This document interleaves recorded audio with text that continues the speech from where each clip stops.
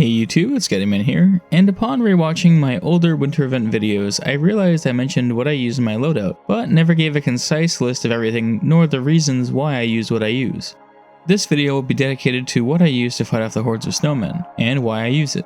Before we get into it, I just want to give a quick reminder to like the video, subscribe to the channel, and hit that bell icon for more videos like this in the future. To cover the most basic of basics, all of the weapons and Q's ornament devices I'm about to mention are purchased using holiday commodities, which are gained from participating in winter event activities and doing special holiday duty officer missions. These missions are available in the Winter Wonderland, ESD, or Chronos, depending on your faction, as well as your faction's academy. If you don't have any Wonderland specific weapons yet, you can gather snowballs from the various piles littered about and throw them to do Yuletide battle, but this is wildly inefficient. You can also buy the commodities off the exchange, as they are tradable. Let's start with the weapons. This slot is interchangeable for me. I usually use Hail, as they are probably the most consistent in terms of damage output available in the Winter Wonderland arsenal. Flurry is also a good pick however. Both are hard-hitting with single target primary firing modes and AoE secondary firing modes. They are more or less the same weapon, with Hail being dual pistols and Flurry being an assault rifle. Flurry has a slight cooldown on the primary firing mode, as well as a 1 second longer cooldown on its secondary firing mode as a trade-off for the longer range.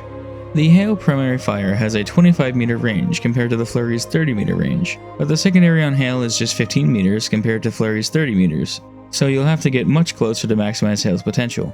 Some people equip both and switch between them as the situation calls for, or to maximize output of AoE secondary fire. I don't do this personally, but I thought it was worth a mention. Also in the weapons category goes the Advanced Gauntlet for Klingon Ice Fishing. As of late I have been curious to find out if the basic, improved, and advanced versions really do have the advertised difference and chance of getting larger fish. I'm researching that currently and will let you know what I find. Moving on to my device slots, I use the Frosted Boots all the time, so that takes up a permanent slot. The other 4 are taken up by Q's ornaments. The first one I use is Avalanche, not to be confused with the Wonderland weapon of the same name. Avalanche is a snowball-skinned version of Orbital Strike, and can cause devastating damage to large groups of snowmen and boss enemies alike. Its 2-minute cooldown compared to the longer cooldowns of the other Q's ornaments is a large plus too.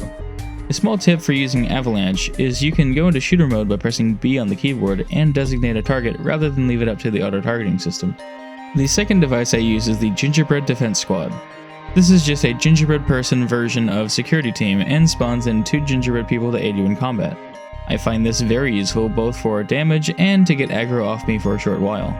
The third device I use is the Shaved Ice Gateway, another reskin, this time of the previously popular Solar Gateway kit module. This device does a large amount of damage and has a decent uptime. I find it more useful than the mortar or turret ornaments overall. Finally, the last device I use is the Shaved Ice Flurry. It's a partial reskin of the Gravimetric Traps kit module. This is a single circle of sparkly glitter death that will seek out and kill enemies. It does a lot of damage but tends to prioritize the basic enemies over the bosses for some reason. Regardless, it is still a very useful addition to your arsenal. Lastly, I'll go over what I use for the competitive race. The usual maximum tryhard speed boost of Frosted Boots from the holiday vendor, which for me adds 7 to my run speed.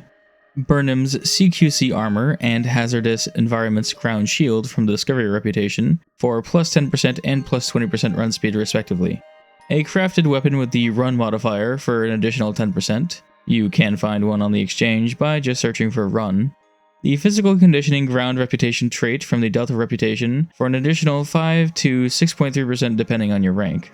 The Maquis Guile Lockbox Personal trait for 10% more.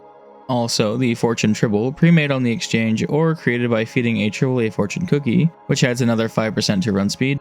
Your fleet can also provide a plus 10% run speed boost from the weekly project Combat Performance Boost Tier 3. This boost will be lower from lower tier versions of this holding. For Ultimate Tryhard, you can do the race on a Jem'Hadar, with Ketracel White providing an additional 25% run speed. There is also run speed to be gained from the Endeavor system, but this is a long-haul source of the stat and low priority compared to many others. Before I go, I just want to mention I have a giveaway for a 100% off T6 ship coupon running in my Discord until the 17th. Anyone who wants to join can do so by joining my Discord server via the link in the description, and visiting the giveaways text channel. There you can enter with the click of a button. Well, that's all I have to say for this video, and with that, this is Gettyman, signing off. Have a good one. Hey guys, thanks so much for watching. check out my previous upload on the left or a random video on the right. If you have any questions, comments, or suggestions, leave them down below. And as always, take care out there.